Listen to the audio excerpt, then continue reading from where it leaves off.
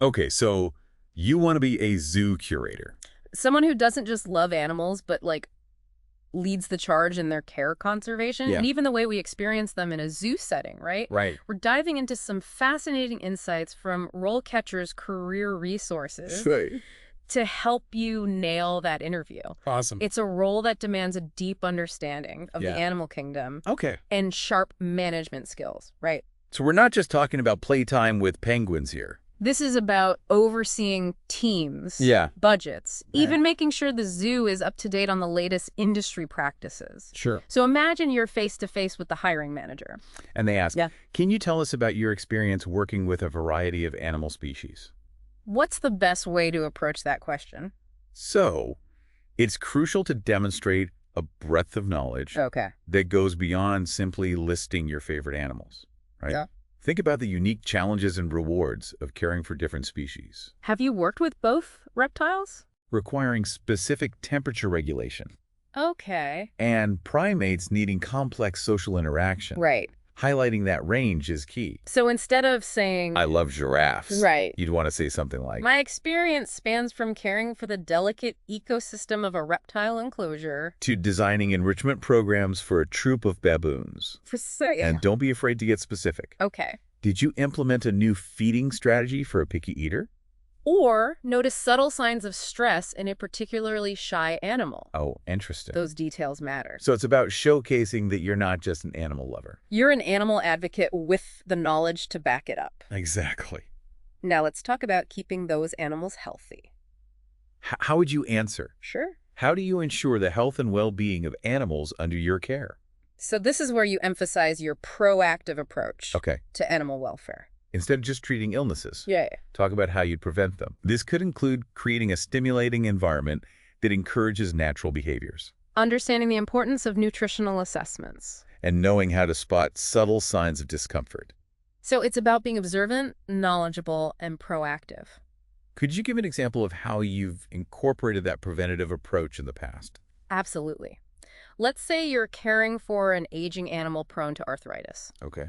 You wouldn't just wait for them to show signs of pain. Right. You'd proactively adjust their environment. Perhaps adding extra bedding or modifying climbing structures Okay. to accommodate their changing needs That's a great example of thinking ahead. and prioritizing the animal's well-being. Exactly. Now, let's move on to a topic close to my heart, breeding programs. How would you respond to? Yeah. Can you discuss your experience with animal breeding programs? So this question goes beyond just celebrating cute babies. Right. It's about demonstrating your understanding of the bigger picture. Conservation. Yes. Highlight your familiarity with species survival plans, SSPS, which are designed to manage the breeding of threatened or endangered species in captivity. To ensure their long-term survival So it's about protecting genetic diversity. and ensuring healthy populations for generations to come. Exactly. What are some key points to emphasize when discussing SSPs? It's essential to demonstrate your understanding of the collaborative nature of these programs. Okay. Zoos work together. Carefully selecting breeding pairs based on genetic profiles and sharing knowledge and resources. To ensure the success of these vital initiatives, It sounds like a delicate balance of science. collaboration, Mm-hmm. and a deep commitment to conservation. Absolutely. Now, I know a lot of our listeners are passionate about animal welfare. How should they approach the question? Sure. How do you prioritize animal welfare in decision-making processes? This is your opportunity to showcase your values. Okay. Don't be afraid to express that animal welfare should be at the forefront of every decision. In a zoo setting, Right. from designing and enriching habitats. And making tough calls about resource allocation. So it's not just about what's convenient or cost-effective. It's about what's best for the animals. Exactly. Are there any specific examples that demonstrate this commitment to ethical decision-making? Absolutely. Let's say you're faced with a situation where an exhibit needs renovations, Okay. but the budget is limited. Right. A true advocate for animal welfare would prioritize those renovations that directly impact the animal's well-being, Perhaps upgrading outdated enclosures or creating more stimulating environments? even if it means postponing less critical aesthetic improvements. That's a powerful example of putting the animal's needs first. Now, speaking of needs, Let's talk about those care plans. How would you answer? How do you develop and implement animal care plans? This is where you showcase your meticulous nature. And ability to synthesize information from various sources. Okay. A good care plan involves meticulous research, observation, And collaboration with a team of experts. including veterinarians, nutritionists, Right. and keepers who work directly with the animals. So it's like creating a personalized health and wellness plan for each animal under your care. What are some key elements that should be included in these plans? A comprehensive care plan outlines everything from dietary requirements and enrichment schedules. To detailed medical histories and preventative care protocols. Okay. It also includes contingency plans for emergencies or unexpected health issues, Oh, wow. ensuring the animal receives the best possible care no matter the circumstance, It's about being prepared for anything. and ensuring every aspect of the animal's well-being is addressed. Right. That's impressive. It's all part of the job. Now, let's shift gears a bit and talk about the people involved. Because a zoo is a team effort, right? Exactly. So how would you advise someone to answer? Can you discuss your experience managing a team of animal care staff? It's crucial to demonstrate strong leadership and communication skills. Okay. Highlight your ability to motivate a team. Delegate effectively. And create a positive and supportive work environment. Because happy keepers often lead to happy animals, right? Absolutely. Yeah, remember. Managing a team also involves fostering professional growth. Right. A good leader provides opportunities for their team to learn new skills, attend conferences. And stay up to date on the latest advancements in animal care. So it's about creating a culture of continuous learning and development. Within the zoo environment. Exactly. That's fantastic. Now let's talk about staying current. With the ever-evolving field of animal care. Right, because the learning never stops. Exactly. So how would you suggest someone answer the question? How do you stay current with industry trends and best practices in animal care? It's all about demonstrating that you're a lifelong learner. Mention your involvement with professional organizations like the Association of Zoos and Aquariums, AZA. The AZA, that's a big one, right? Definitely. They set the gold standard for zoological institutions, and being an active member shows you're committed to upholding the highest standards of animal care. But it's not just about joining organizations, it's about actively engaging with new research and innovations. So are we talking about digging through scientific journals or maybe attending those exciting conferences? Exactly. Sharing that you regularly attend workshops on specific animal care techniques like behavioral training or advanced veterinary practices really showcases your dedication to professional development. It paints a picture of someone who's passionate about staying ahead of the curve and bringing those cutting-edge techniques back to their zoo. And let's be honest, who wouldn't want to attend a conference with a title like The Future of Pangolin Enrichment? Sounds fascinating. But let's switch gears for a moment and talk about the role of technology. Because even zoos are embracing the digital age, right? Exactly. So if an interviewer asks, how can technology be used to improve animal care and zoo management? How would you respond? This is where you highlight your understanding of how technology can enhance, not replace traditional animal care practices, for instance. Mention your familiarity with animal management software used to track medical records, create detailed care logs, or even analyze behavioral data. So it's about using technology to streamline processes, improve record keeping, and ultimately provide even better care for the animals. Are there any other exciting technological advancements you think are particularly impactful? Absolutely. We're seeing incredible things with remote monitoring systems that allow us to observe animals in their enclosures without disturbing their natural behaviors. This data can be invaluable for understanding animal welfare, identifying potential stressors, and making data-driven decisions about their environment and care. It sounds like technology is revolutionizing the way we understand and care for animals in a zoo setting. Now, let's talk about those aha moments for both the animals and the visitors. Enrichment programs. How would you answer the question, can you describe your experience with animal enrichment programs? This is where you showcase your creativity and deep understanding of animal behavior. Talk about how you've designed and implemented programs that stimulate their natural instincts, whether it's a puzzle feeder for a curious primate or a sensory garden for a reptile to explore. It's about making their lives in the zoo more engaging and fulfilling. Could you give us an example of a particularly innovative or impactful enrichment program you've encountered? I once saw a program where they gave a group of otters a large, clear plastic container filled with water and fish. The otters had to figure out how to manipulate the container to get the fish out, which tapped into their natural foraging instincts and kept them entertained for hours. That's a great example of how enrichment can be both fun and mentally stimulating for the animals. It's about working smarter, not harder, to keep them happy and engaged. Now let's shift our focus to the financial side of running a zoo. It's not all about cuddly creatures and playful penguins, right? Definitely not. Managing budgets and resources is a crucial part of the job. So how would you suggest someone answer the question? Can you discuss your experience managing budgets and financial resources? This is where you highlight any experience you have in managing budgets, even if it's on a smaller scale. Have you ever overseen a departmental budget, managed project funds, or even organized a fundraising event? Those experiences demonstrate your understanding of financial responsibility. And even if you haven't had direct budget management experience, you can still discuss your understanding of financial constraints and your ability to prioritize spending in a way that benefits both the animals and the zoo's overall mission, right? Exactly. It's about showcasing that you're mindful of the bottom line and can make responsible decisions that align with the zoo's financial realities. It's a balancing act for sure. Now let's move on to a topic that can sometimes feel a bit overwhelming: regulations. Because nobody wants to be on the wrong side of a zoo inspection. Exactly. So how do you suggest someone tackles the question? How do you ensure that the zoo is in compliance with all local, state, and federal regulations? Confidence is key here. Demonstrate your thorough knowledge of the relevant laws and guidelines, from animal welfare acts to species conservation regulations. It's about showing them you're not just aware of the rules, but you're passionate about upholding them. Could you give an example of how you've ensured compliance in the past? Absolutely.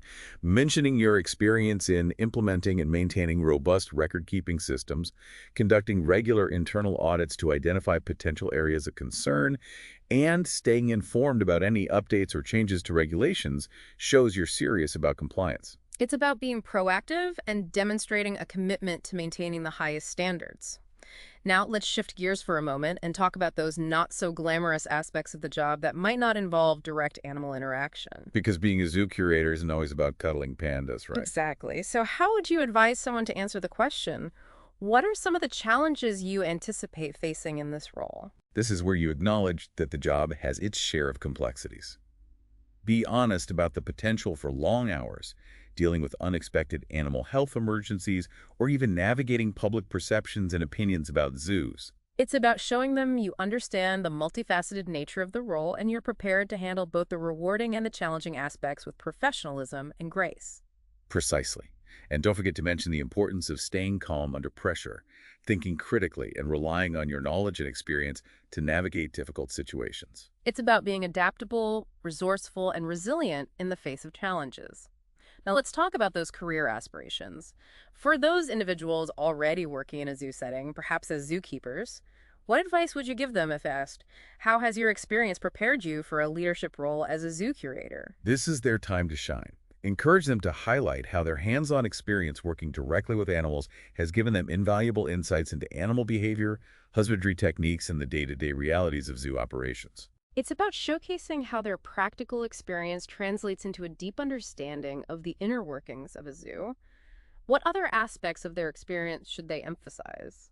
Encourage them to mention any leadership roles they've taken on, whether it's training new keepers, leading tours, or coordinating enrichment programs. Yeah. Even those seemingly small experiences demonstrate their ability to take initiative, manage tasks effectively, and work collaboratively with others.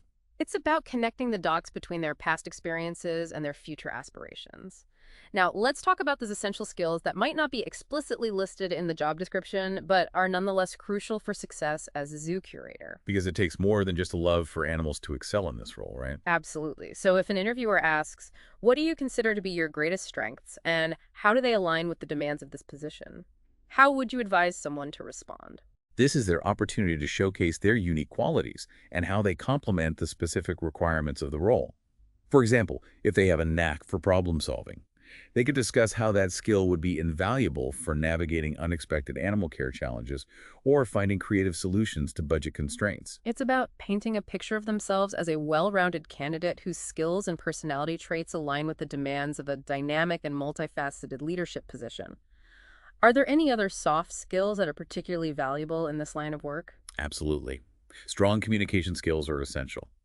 A zoo curator needs to be able to communicate effectively with a wide range of individuals, from animal care staff and veterinarians to zoo administrators, board members, and even the public. It's about being a clear, concise, and engaging communicator who can convey information effectively to diverse audiences. Now, I know we've covered a lot of ground here, but there's one question I always find particularly interesting. Why do you want to work at our zoo specifically? It's such a simple question, but it can be surprisingly tricky to answer authentically and convincingly. It's all about doing your homework. Encourage candidates to research the zoo thoroughly, familiarize themselves with its mission statement, conservation efforts, and any unique programs or initiatives they find particularly inspiring. So it's about showing genuine interest and demonstrating that they've taken the time to understand what sets this particular zoo apart from others. What are some key points they should try to highlight in their response? Encourage them to connect their own values and passions to those of the zoo.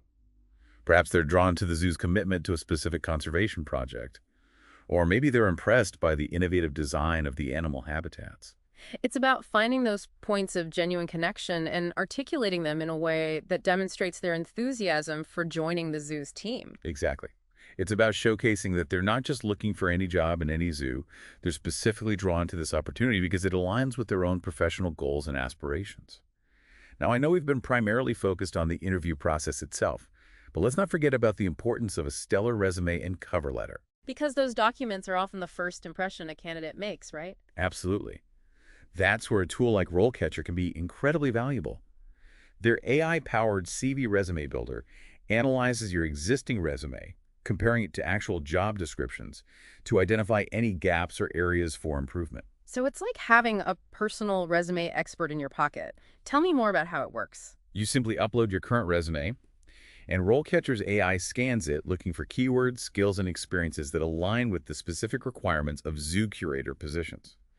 It then provides tailored suggestions for improvement, whether it's adding relevant keywords, highlighting specific accomplishments, or refining the overall structure and format. That's amazing. So it's not just about making your resume look pretty. It's about making it more impactful and ensuring it resonates with potential employers. Exactly.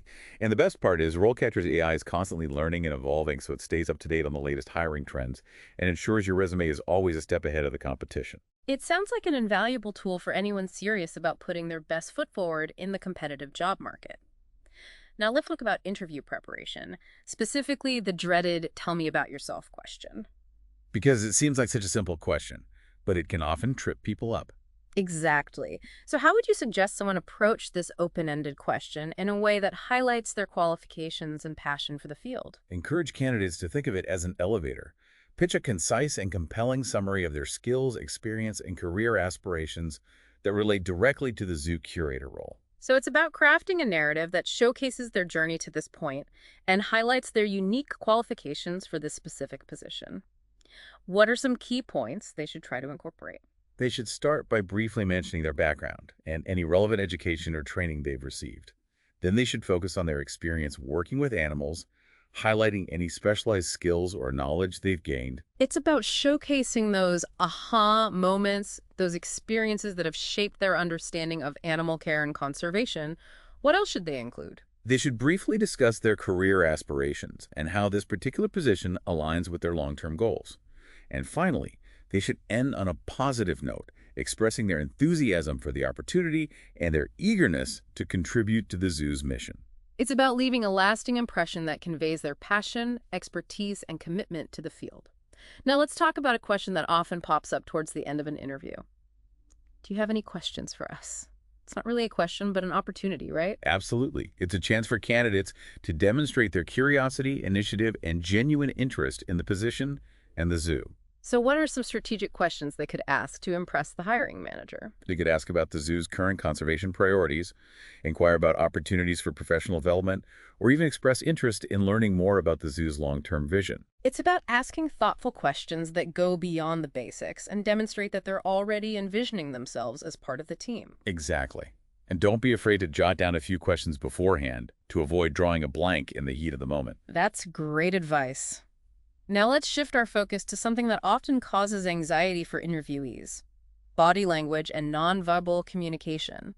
Because it's not just about what you say, it's about how you present yourself, right? Yeah. Absolutely. So how can someone ensure their body language is conveying confidence, enthusiasm, and professionalism during an interview? It's all about being mindful of their posture, maintaining eye contact, and using gestures to emphasize key points. So it's about finding a balance between appearing relaxed and engaged without being overly stiff or casual. Exactly. And remember, a genuine smile can go a long way in conveying warmth and enthusiasm. It's about letting your personality shine through while maintaining a professional demeanor. Now let's talk about those tricky behavioral interview questions, the ones that often start with, "Tell me about a time when."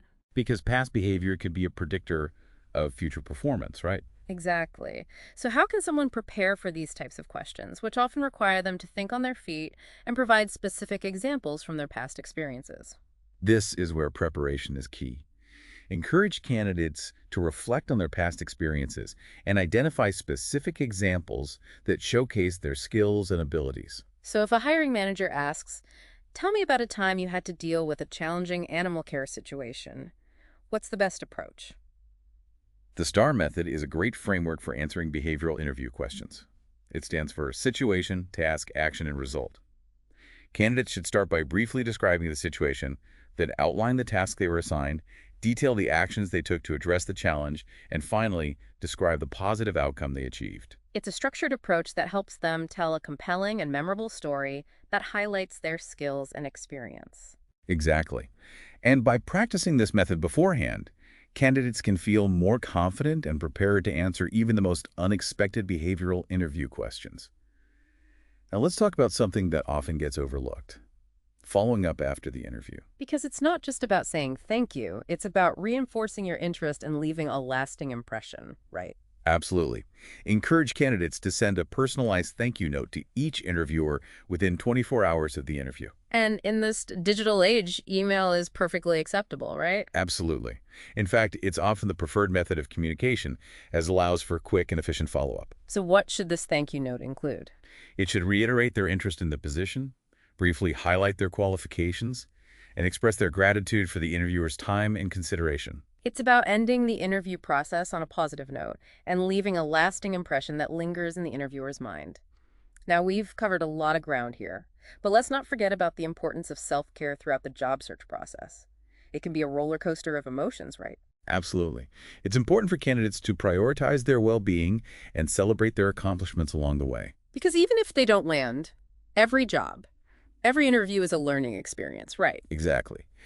Each interview provides valuable feedback and helps candidates refine their approach, ultimately increasing their chances of success in the long run. It's about viewing the entire job search journey as an opportunity for growth and development. Now let's talk about something that can be both exciting and nerve-wracking: salary negotiations. Because you're worth it. Yes, you are. So how can someone prepare for this often dreaded part of the interview process? Encourage candidates to research salary ranges for Zoo Curator positions in their geographic area so they have a realistic understanding of their market value. That's where sites like Glassdoor or Salary.com can be incredibly helpful, right? Absolutely. They provide valuable data that can help candidates determine their worth and negotiate confidently. So if a hiring manager asks about their salary expectations, how should they respond? They should be prepared to provide a salary range that aligns with their experience, qualifications, and the zoo's budget. It's about finding that sweet spot where both parties feel valued and respected. Now, let's talk about a question that often arises towards the end of the interview process. What is your availability to start? Because nobody wants to be caught off guard. Exactly. So how should someone approach this question, especially if they're currently employed? Encourage candidates to be upfront and honest about their timeline. If they're currently employed, they should be prepared to provide a reasonable notice period to their current employer. It's about being transparent and professional throughout the entire hiring process. Now, we've covered a lot of ground here, but let's not forget about the importance of showcasing your passion for the field. Because enthusiasm is contagious. Exactly. So if a hiring manager asks, "What are you most passionate about when it comes to working with animals?" how would you suggest someone respond? Encourage candidates to let their genuine enthusiasm shine through. Whether they're passionate about a specific conservation effort, a particular animal group, or simply the joy of connecting people with the wonders of the natural world, this is their chance to share their story. It's about conveying their love for the field and their commitment to making a difference in the lives of animals and the people who care about them. Now, I know we've discussed a wide range of potential interview questions, but what are some general tips for acing a zoo curator interview? Practice makes perfect. Encourage candidates to practice their answers to common interview questions, either with a friend, a career counselor, or even by recording themselves to identify areas for improvement. It's about familiarizing themselves with the interview format and feeling confident and prepared to answer questions clearly and concisely. Exactly.